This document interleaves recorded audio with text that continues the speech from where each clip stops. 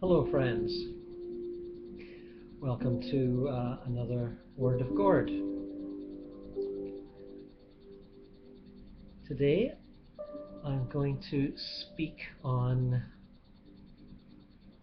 a subject that might seem a little too profound for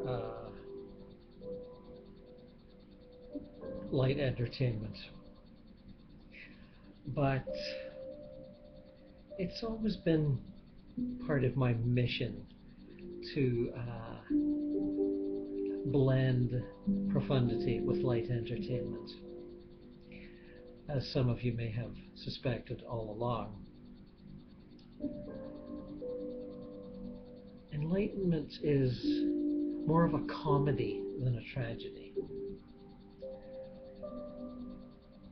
And although it's not exactly enlightenment I care to talk about today, it's more the understanding of what we're doing here on this planet as physical beings, and what we're doing on any planet as physical beings.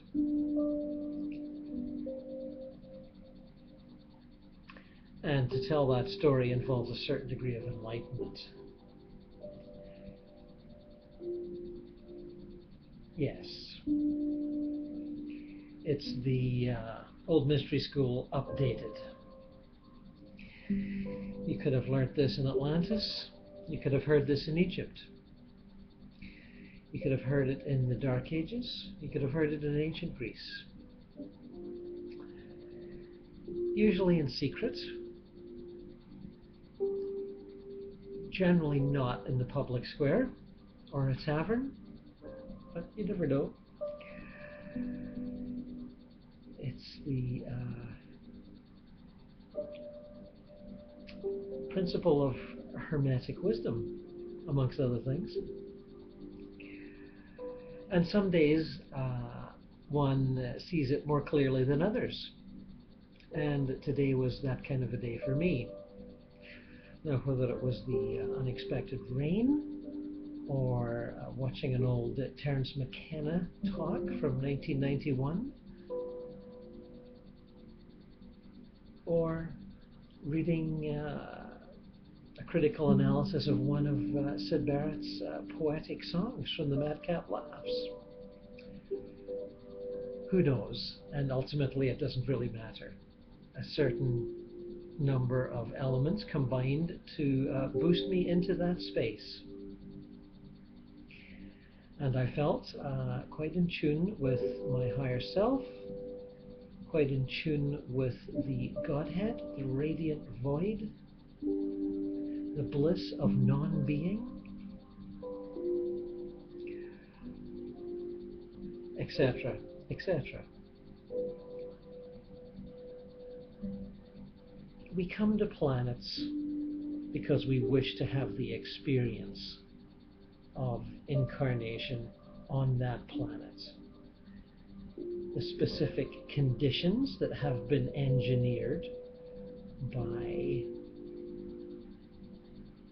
other creative spirits who have put together that planet for that set of experiences. And I have indicated this in some of my books, More Adventures in Eternity being one. But I believe now I can expound upon it in fairly simple, straightforward terms. The planet was created so that we, as projections, as energetic projections from our higher selves, our monads.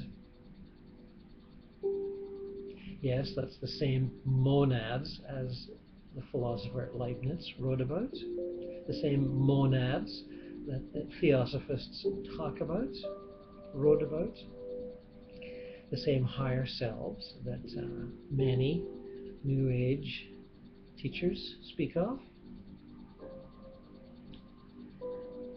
We were invited to come to this planet to continue our educations. Some of us, it has been almost quite trendy in the last 20 or 30 years, believe we know which planetary systems we came from before coming to Earth. I have a suspicion that the monad I belong to came from Sirius. But, like all the other people who speak of these matters, there's absolutely no way to prove or disprove this fact. So I will just mention it in passing.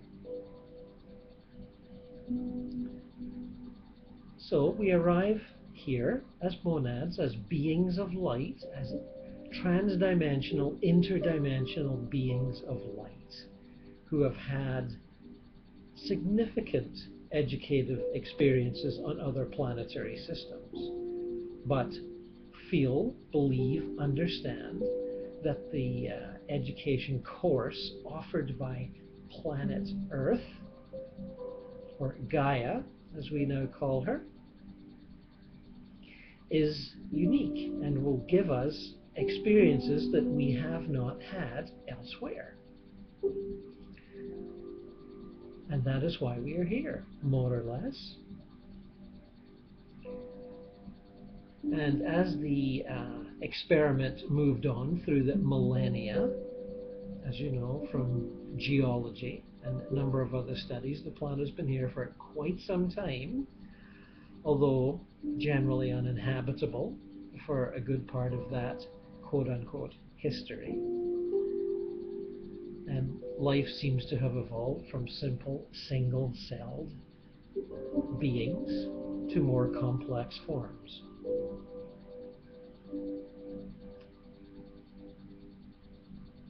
Now, at a certain point, the planet was able to sustain the complex form of a primate like us, and we arrived from the spirit planes surrounding the planet, the spirit planes which are like paradises and heavens that are there now, the same spirit planes we arrived from when we were born in our current incarnations, and the same spirit planes to which we will go when we pass from this physical incarnation. We arrived from them as, if you like, astral beings, becoming physical plane beings in pretty much the same way that we do now, as embryos in wombs. Now, on the early days of this planet, things were rough, challenging, not much fun. But we decided to endure it because we wanted to have the experience. Mind you, once we got down here, we weren't so giddy with idealism. It was a tough haul for many centuries, perhaps millennia, until we got to some sort of a point where we could lord it over the animals and the natural world. Now, whether that first time was Lemuria or Atlantis is up for debate. I would say it was Atlantis, but there's others who would disagree. So let us not get caught up in that debate. But it happened at a certain point, and we were here as sophisticated, cultured beings, forming societies, communities, religions, studying technologies, learning the arts and the sciences and the agriculture of the day. We were instructed, helped along, guided by, shall we say, superior beings who took that role, came from other planetary systems. The Theosophists will say it was Venus, and they may be right. Certain older souls were here to guide us in our early days as rather primitive men in a primitive world. And they signed on for the duration until there was enough of us who had at least partially graduated from the desires and the ambitions of the ego and became somewhat angelic guidance counselors ourselves.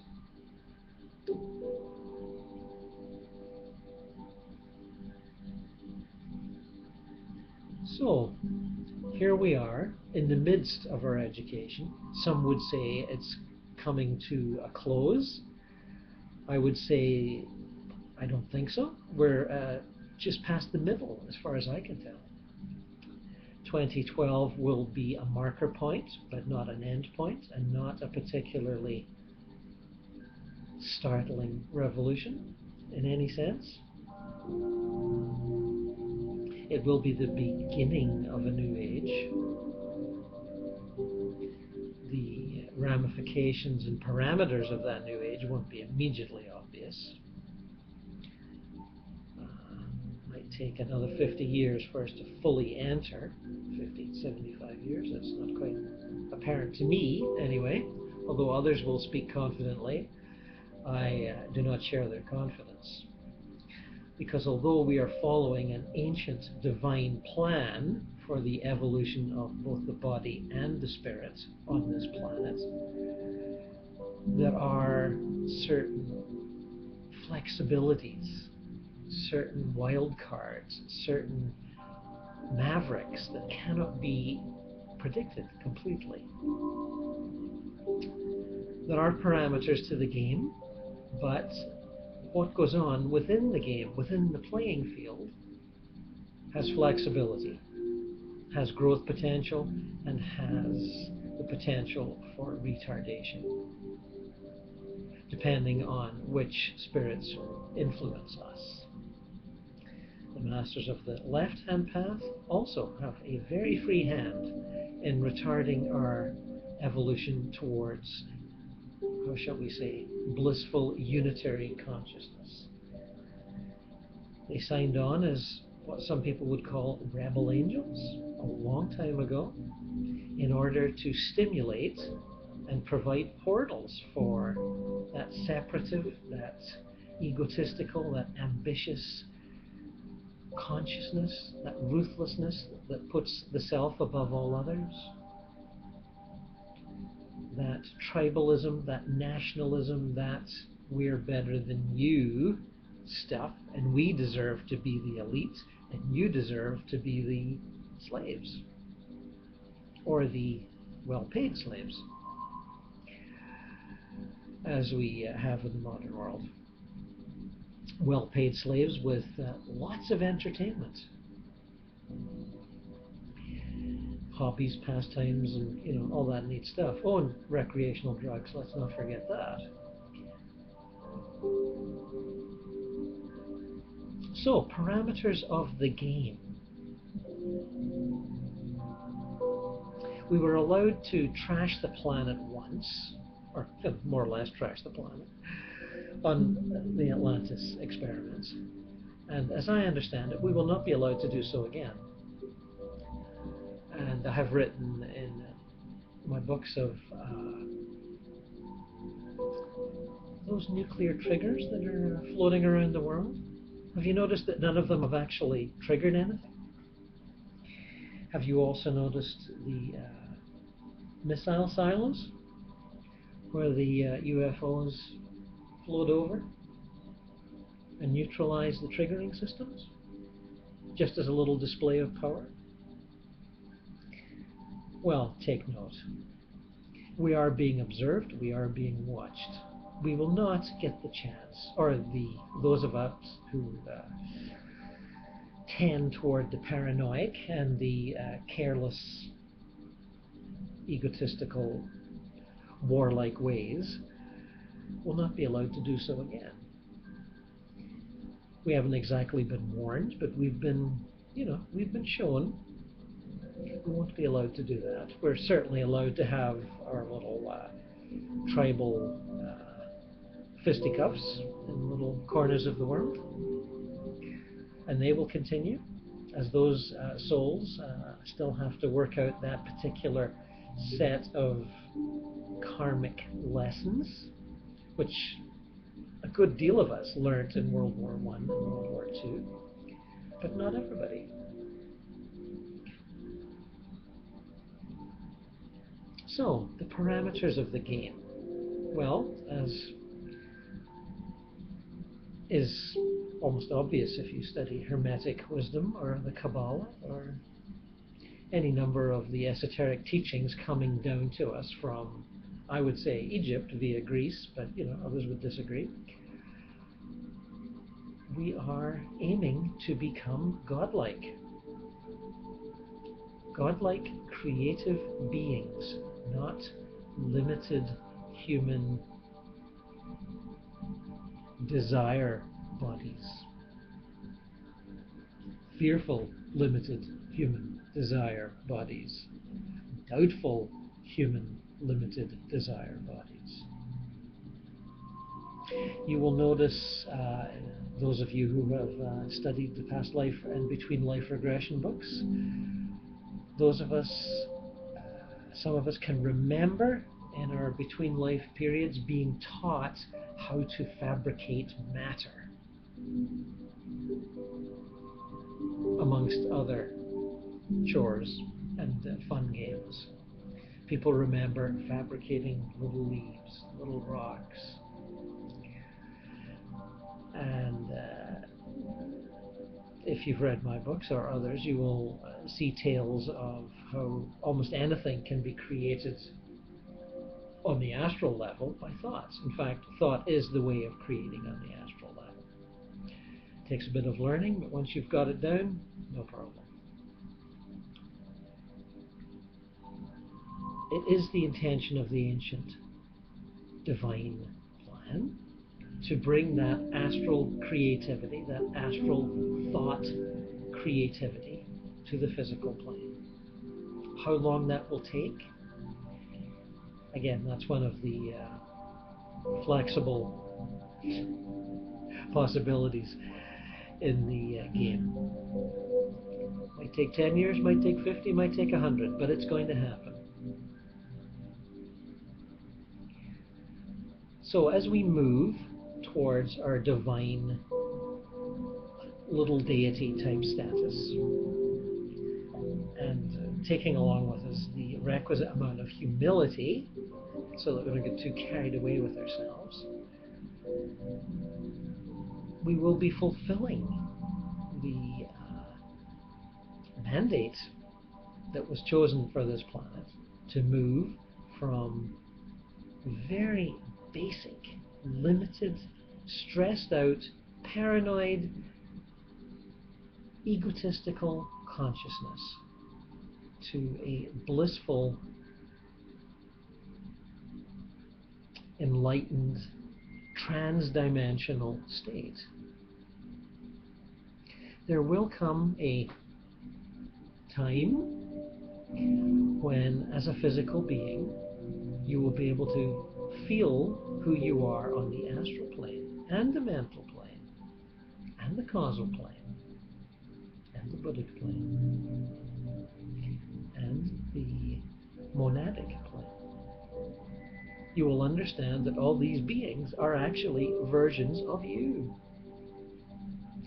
and that you are a holographic projection from your higher self, down here learning certain lessons that you have chosen for this incarnation. Whether those lessons are involved with ambition, or desire, or fear, or creativity in the arts, or excellence in business, doesn't matter.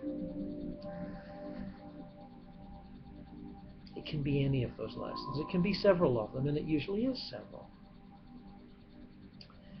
There's also all the lessons in getting out of past life ruts, ruts like suicide, ruts like dying young because you're an adventurous, careless young person who doesn't take care of their physical being and dies very young and misses out on all the lessons of middle and old age. Those can be ruts, and many souls get trapped in them life after life. They do get out of them. Sometimes it takes 4 or 5 lives, 6 or 7 or 8. There's a goodly number of us that are addicted to the virtues of poverty. There's another goodly number of us that are addicted to the virtues of the supposed virtues of wealth. We cannot seem to conceive of life without the requisite poverty or denial or indulgence or luxury. We cannot seem to conceive of a middle path. Again, another karmic lesson as we move towards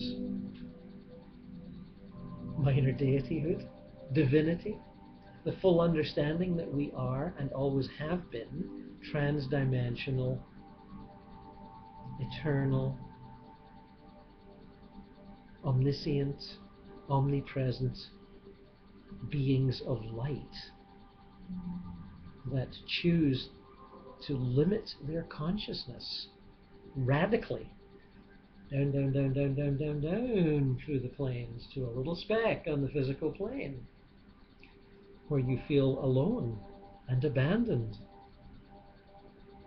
and separated from all that surrounds you, which is exactly the opposite of who we really are.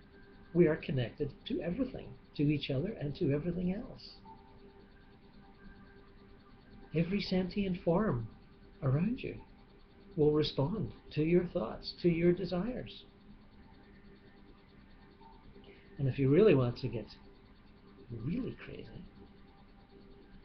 even all that stuff that you will not ascribe sentience to will actually respond to your wishes, desires, and fears.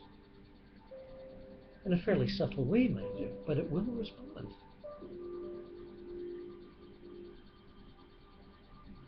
So, by casting away our omniscience, our omnipresence, our divinity, and becoming limited, fearful egos, we climb back up the ladder to our original selves. It's a divine game. And I encourage you to enjoy it. Everything is a lesson. Everything is more data to stick in your consciousness and use later when you will be, or your monad that you belong to, your group soul, will get the opportunity to be a guiding light on another planet, which is starting out with small, limited beings.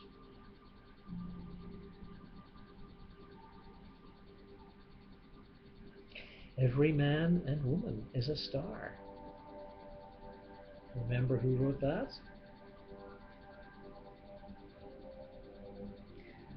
Blessings, my friends. On a clear day, it seems like you can see forever, even when it's raining.